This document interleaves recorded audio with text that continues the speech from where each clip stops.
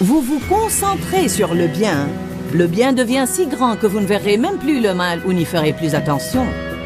Vous pouvez vraiment surmonter le mal par le bien. Restez avec nous dans Jouissez de votre vie.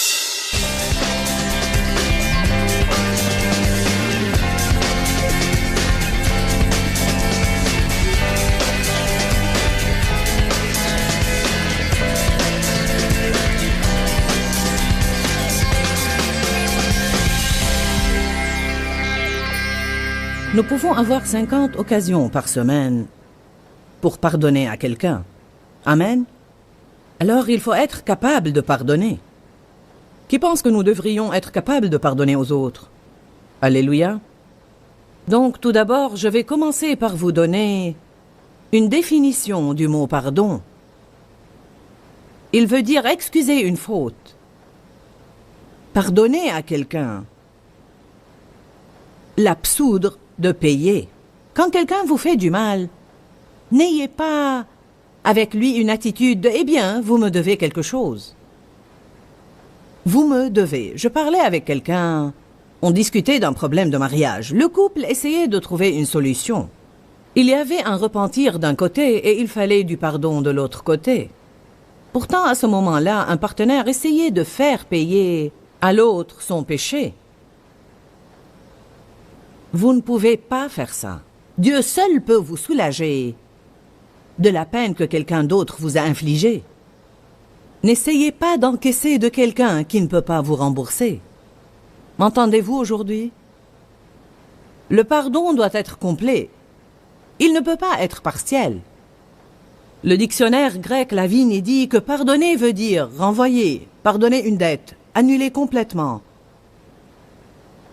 Une rémission du châtiment dû, accorder une faveur, libérer, relâcher ou lâcher prise. Et ça veut dire aussi laisser tomber ou oublier. J'aime ce que la Bible amplifiée dit. Elle dit « laisser tomber ». Je me rappelle quand Dave me le disait il y a bien des années parce que je rabâchais incessablement sur quelque chose. Je rabâchais et je rabâchais. Il me disait « peux-tu juste laisser tomber ?» et continuer. Il y a sûrement quelques personnes ici cet après-midi qui ont besoin de laisser tomber une chose. Vous devez l'enlever de votre bouche et l'effacer de votre tête et arrêter de menacer les autres avec. Vous devez prendre la décision d'arrêter d'y penser, de lâcher prise, de laisser tomber et de ne plus essayer de punir les autres. Parfois, nous essayons même de punir les autres en les excluant de nos vies. Nous sommes froids à leur égard. Si nous sommes obligés de traiter avec eux, du moins ça va être froid. La Bible nous met en garde contre une forteresse de charité froide. Satan veut construire une forteresse de charité froide. La Bible dit dans les derniers temps, c'est dans Matthieu 24, dans les derniers temps, la charité chez le grand nombre se refroidira. Nous devons faire attention à ça, très attention. Aussi dans Matthieu 12, 10, elle dit « Beaucoup de gens seront vexés dans les derniers temps ». Les gens sont susceptibles de nos jours, n'est-ce pas? Ils se mettent facilement en colère. C'est dû en partie au fait qu'ils sont stressés. La plupart des gens semblent être, vous savez, ils semblent être à bout de nerfs. Et si vous faites quelque chose, vous les poussez par-dessus bord. Nous devons donner aux autres plus de grâce et plus d'espace et leur permettre d'être ce qu'ils sont, c'est-à-dire des gens. Nous n'allons pas être parfaits. Nous devons avoir beaucoup de grâce pour avoir des relations les uns avec les autres. Vous devez chercher le bien dans les autres. Vous n'avez pas le droit de tout critiquer et de faire tout un plat chaque fois que vous trouvez une faute. Vous devez toujours chercher le bien dans les autres. La Bible dit « Vous surmontez le mal par le bien ». Romains 12, 21, nous surmontons le mal par le bien. Dieu m'a révélé il n'y a pas longtemps que si vous avez une relation avec quelqu'un qui a plusieurs défauts, que si en fait vous vous concentrez sur le bien devient si grand que vous ne verrez même plus le mal ou n'y ferez plus attention. Vous pouvez vraiment surmonter le mal par le bien. Certains de vous sont peut-être au bord du divorce ou sur le point de perdre une relation qui leur importe avec un fils ou un ami ou un collègue. Je vous dis aujourd'hui que si vous prenez la décision de laisser tomber certaines choses, si vous décidez que quelle que soit la chose que cette personne fait et qui vous irrite, ça pourrait être une chose que vous devez décider de vivre avec. Il est très possible que l'avantage que cette personne représente pour vous l'emporte sur l'irritation. Vous savez, vous allez avoir un peu des deux dans chaque relation. Dans chaque relation, vous allez avoir des choses qui sont à votre avantage et que vous aimez, et des choses que vous auriez préféré qu'elles n'existent point. Ça doit être la volonté de Dieu, car c'est le cas dans chaque relation, sans exception. Une personne, vous souhaitez qu'elle parle un peu plus, une autre, qu'elle parle un peu moins. Une personne, vous souhaitez qu'elle soit plus courageuse, une autre, vous savez, vous souhaitez qu'elle garde ses opinions pour elle. Il paraît que tout le monde a toujours trop d'une certaine chose ou pas assez d'une autre chose. Personnellement, je suis en train d'apprendre à apprécier le bien dans les autres, à voir les avantages qu'ils représentent, et non seulement les ennuis. En fait, donner veut dire faire cadeau de, transmettre une offre ou faire don de quelque chose. Je crois que lorsque vous pardonnez à quelqu'un, non seulement vous lui offrez un cadeau, mais vous vous offrez plutôt un plus grand cadeau. Il y a plusieurs raisons pour lesquelles nous devons pardonner aux autres. J'ai toute une série intitulée « Amertume, ressentiment et non-pardon » où je disserte sur toutes ces choses. Mais je veux juste vous donner la liste 7 raisons pour lesquelles vous devez pardonner. Premièrement, simplement parce que Dieu le dit. Nous devons le faire simplement parce que Dieu le dit et simplement pour lui obéir, car nous honorons Dieu par l'obéissance. Je ne pardonne pas aux autres parce que j'en ai toujours envie, car la plupart du temps, je n'en ai point envie. Mais je le fais parce que j'aime le Seigneur. La Bible dit « L'amour de Jésus-Christ nous presse ». En d'autres termes, nous disciplinons nos émotions par amour pour Jésus. Si vous ne pouvez pas pardonner à quelqu'un par amour pour lui, vous pouvez le faire par amour pour Jésus.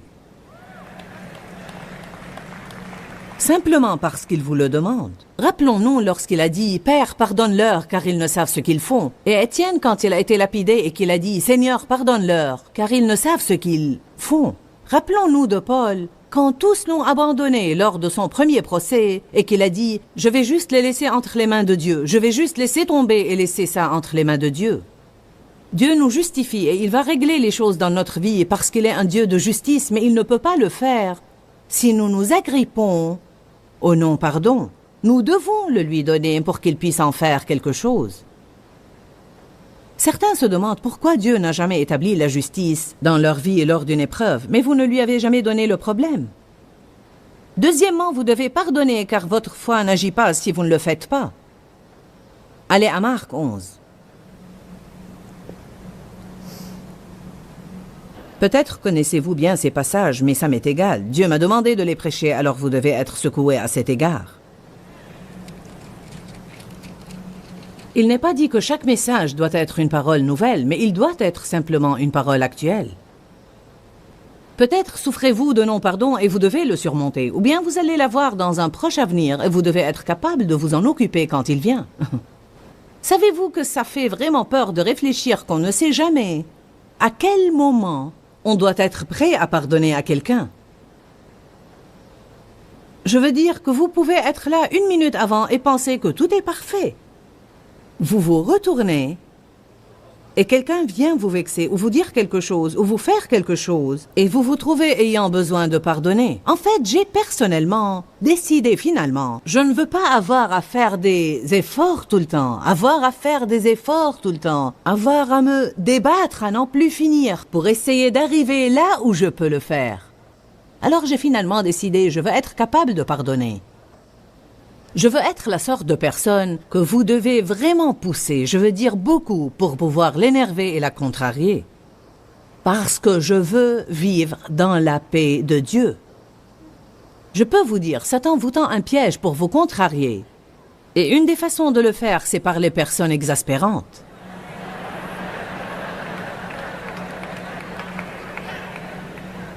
Décidez de ne pas permettre aux autres de vous voler votre joie.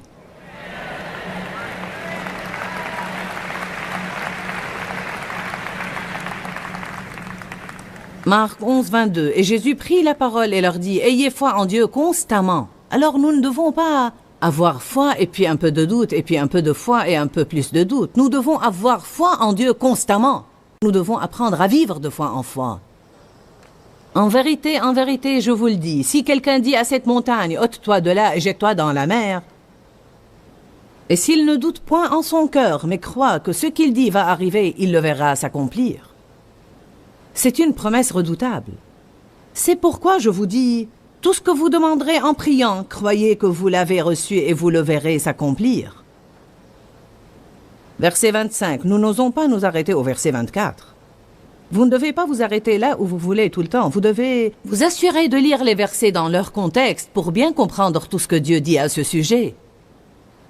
En fait, la plupart des gens aiment sortir les versets 22, 23 et 24. Mais ces versets n'agissent pas dans notre vie à moins que nous vivions les versets 25 et 26. Et lorsque vous êtes debout faisant votre prière, si vous avez quelque chose contre quelqu'un, je pense que cela n'exclut rien.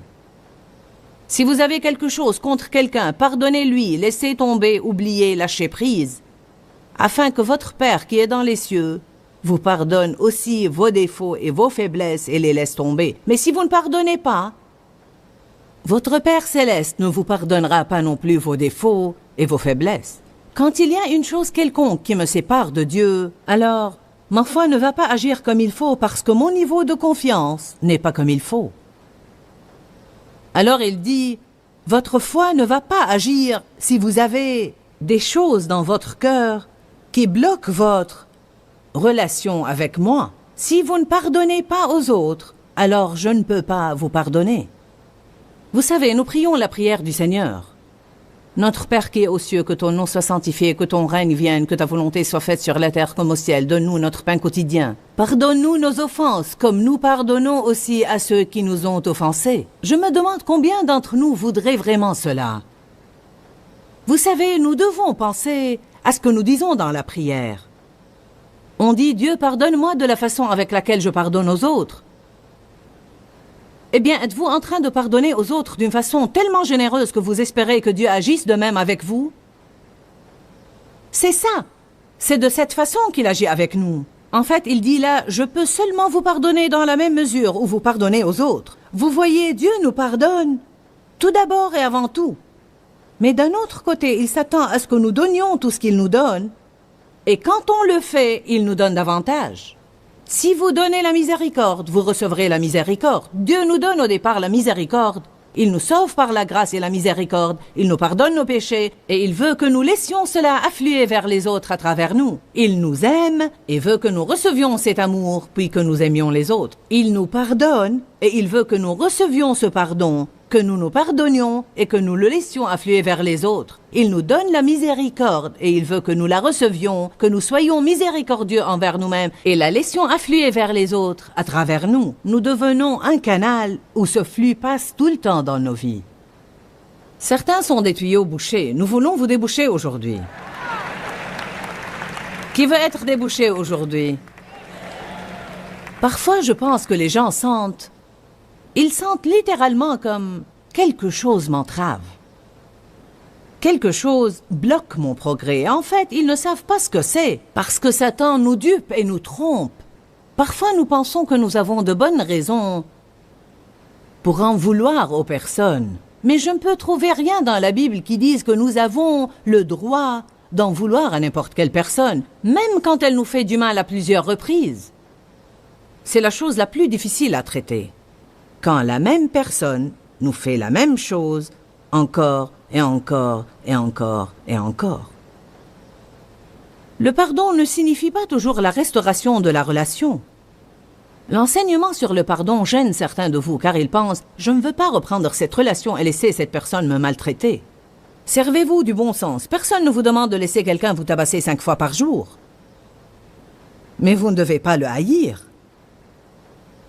Rappelez-vous que ceux qui souffrent font souffrir les autres et que celui qui vous fait du mal souffre dans son intérieur et quelqu'un lui a fait du mal. Peut-être qu'ils ne sont pas dans un état qui vous incite à avoir une relation étroite avec eux, mais vous ne devez pas les haïr, parce que si vous le faites, vous allez vous tourmenter. Troisièmement, le non-pardon est comme une crasse ou une saleté spirituelle sur l'homme intérieur. C'est comme de la boue que je prends pour m'enduire le corps avec et m'en couvrir partout. Vous allez me regarder et dire « Joyce a besoin de se laver ». Pourquoi voudrait-elle aller partout avec cette saleté? Dieu regarde nos esprits comme ça. Chaque offense, chaque non-pardon est comme une grosse tache de boue sur notre homme intérieur. C'est comme de la crasse spirituelle. Nous devons nous laver dans l'eau de la parole. Dites les uns aux autres, ne jouez pas dans la saleté. Quatrièmement, le non-pardon cause la torture dans votre vie. Il cause la dépression, le manque de joie, la lourdeur. Vous n'êtes pas heureux, quelque chose ne va pas, car votre esprit est empoisonné. Allez, ne vous torturez plus. Pardonnez à quelqu'un. Pourquoi rester là à vous lamenter pendant que la personne qui vous a fait du mal s'amuse sans se soucier de votre chagrin? Cinquièmement, le non-pardon bloque votre relation personnelle avec Dieu. Il bloque votre capacité à venir et à jouir de sa présence. Votre vie de prière est entravée. Rendez-vous service et pardonnez. Sixièmement, vous ne pouvez pas aimer avec du non-pardon dans votre cœur. Nous devons marcher dans la charité. Amen. Il est si important de marcher dans la charité. Vous n'allez jamais avoir une guerre spirituelle efficace contre l'ennemi, à moins que vous n'ayez une marche dans la charité qui soit passionnée et ardente. La charité est l'arme la plus importante que vous ayez pour la guerre spirituelle. Parler les langues ne vous profitera pas si vous ne marchez pas dans la charité. Vous pouvez avoir toute la foi du monde. Si vous n'avez pas la charité, votre foi ne va pas agir, car la foi agit par la charité. La Bible dit, par-dessus ces choses, revêtez-vous de la charité. Ayez les uns pour les autres une ardente charité. Donc il est de la première importance de faire la plus grande attention à notre marche dans la charité. La charité est plus importante que votre prospérité et votre guérison. La charité est plus importante que votre promotion et votre succès. Jésus nous a demandé de nous concentrer sur la charité. Si nous pensons aux choses importantes d'abord, cherchez premièrement le royaume et toutes ces choses vous seront données par-dessus.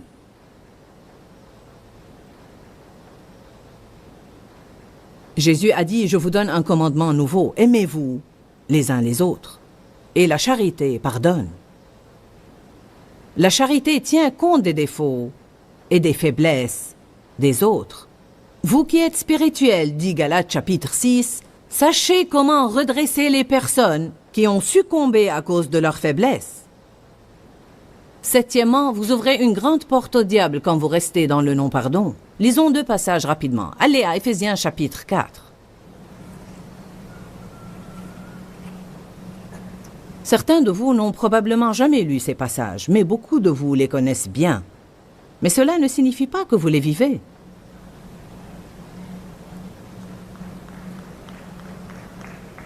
Il est possible que vous soyez venu à l'église aujourd'hui avec quelqu'un avec qui vous êtes fâché. En fait, vous seriez étonné si vous pouviez voir combien de personnes présentes dans cette salle aujourd'hui pour essayer de recevoir des miracles, des bénédictions, des guérisons et des percées de Dieu, sont assises là avec une sorte d'amertume, de ressentiment, de non-pardon ou quelque sorte d'offense dans leur cœur. Vous seriez vraiment étonné. Mais ça va changer avant que vous ne quittiez aujourd'hui.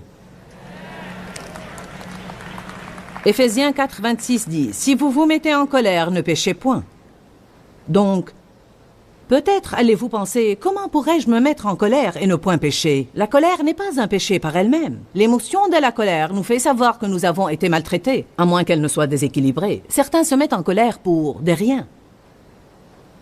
Ce n'est pas nécessairement faux de se mettre en colère, mais c'est faux de rester en colère. La Bible dit, vous devez y mettre une fin, vous devez résoudre le problème et ne pas rester furieux. Je veux vous dire une chose, vous pouvez être fâché contre les autres et ne pas savoir que vous l'êtes. C'est pourquoi vous devez apprendre à examiner vos sentiments quand certaines personnes sont à proximité et comment vous les traitez et comment vous parlez d'eux quand les autres les mentionnent. Car si quelqu'un mentionne telle sœur devant vous et dit « Savez-vous que telle sœur a eu, vous savez, une promotion au travail? N'est-ce pas formidable ?» Vous trouvez cette chose aigre à l'intérieur de vous et vous dites « Si vous saviez ce que je sais, vous ne penseriez pas que c'est aussi formidable. »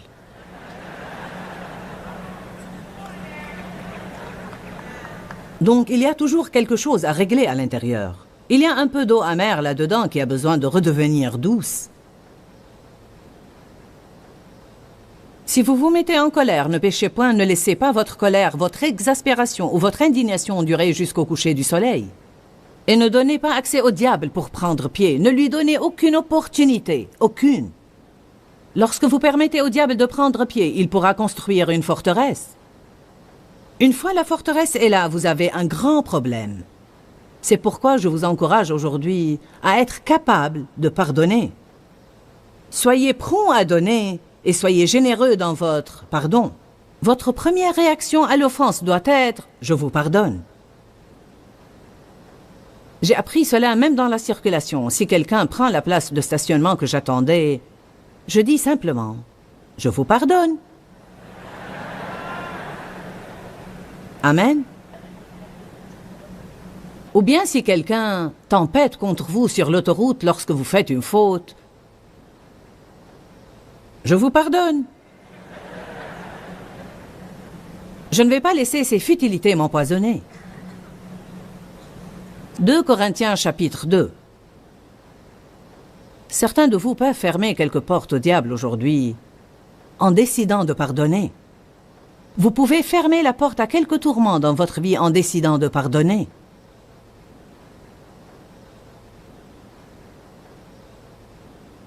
Dans 2 Corinthiens 2, verset 10, Paul dit « Or, à qui vous pardonnez, je pardonne aussi. Et ce que j'ai pardonné, si j'ai pardonné quelque chose, c'est à cause de vous, en présence de Jésus-Christ. » Verset 11. « Et je l'ai fait afin de ne pas laisser à Satan l'avantage sur nous, car nous n'ignorons pas ses desseins. » Que signifie ça? Il dit « Je sais comment Satan agit. » Nous n'avons pas à lutter contre la chair et le sang. Satan agit à travers les autres. Sa cible principale va à travers les autres. Il attaque votre esprit, c'est le champ de bataille, et il agit à travers les autres. Paul a dit, nous n'ignorons pas les desseins de Satan, alors nous n'allons pas le laisser les accomplir. Nous allons agir non pas comme il veut que nous agissions, mais nous allons réagir avec la puissance du Saint-Esprit, avec le pardon, la miséricorde, et nous allons laisser tomber. En fait, je ne sais même pas vraiment comment vous dire combien ce sujet de pardonner et d'oublier est important. Je veux dire que beaucoup de gens se gâchent la vie parce qu'ils gardent une amertume et un ressentiment envers quelqu'un ou qu'ils ont des offenses accumulées dans leur cœur. Je veux vraiment vous dire que pardonner aux autres ainsi que vous pardonnez vous-même est la clé d'une vie plus heureuse et plus agréable. Vous allez être malheureux si vous ne pardonnez pas. Le non-pardon est vraiment comme de la crasse spirituelle sur notre esprit qui amène la torture de notre propre vie. En plus, le non-pardon ouvre la porte au diable. De nombreuses fois, nous faisons entrer l'ennemi dans notre vie à travers le non-pardon. Quelles sont les raisons pour lesquelles nous devons pardonner? Simplement parce que Dieu le dit. Votre foi n'agira pas si vous ne pardonnez pas. Le non-pardon est comme une crasse ou une saleté spirituelle sur notre homme intérieur. Le non-pardon cause une torture dans votre vie. Vous ne pouvez pas aimer avec un non-pardon dans votre cœur. Et notre marche dans la charité est si importante. Le non-pardon bloque votre relation personnelle avec Dieu. Je crois qu'il est très difficile de jouir de la présence de Dieu si votre vie est pleine de non-pardon. Vous ouvrez la porte au diable quand vous restez dans le non-pardon. Je veux vraiment vous encourager à étudier la parole à cet égard et faire tout ce que vous pouvez pour ne pas permettre à cette amertume et à ce non-pardon de rester dans votre vie. Rappelez-vous que nous vous aimons et que nous nous soucions de votre bien-être. Et je crois que Jésus est mort pour que vous jouissiez de chaque jour de votre vie. Et je veux que vous preniez la décision de ne plus laisser Satan vous voler votre joie. Que Dieu vous bénisse. Pourquoi, Seigneur, pourquoi? Dans ce livret, Joyce Meyer nous enseigne à travers la parole comment être délivré de la confusion. Pour obtenir ce livret gratuitement, écrivez-nous à Joyce Meyer, boîte postale 40095-6300 Larnaca, Chypre. Ou bien visitez notre site web www.joycemeyer.org/fr.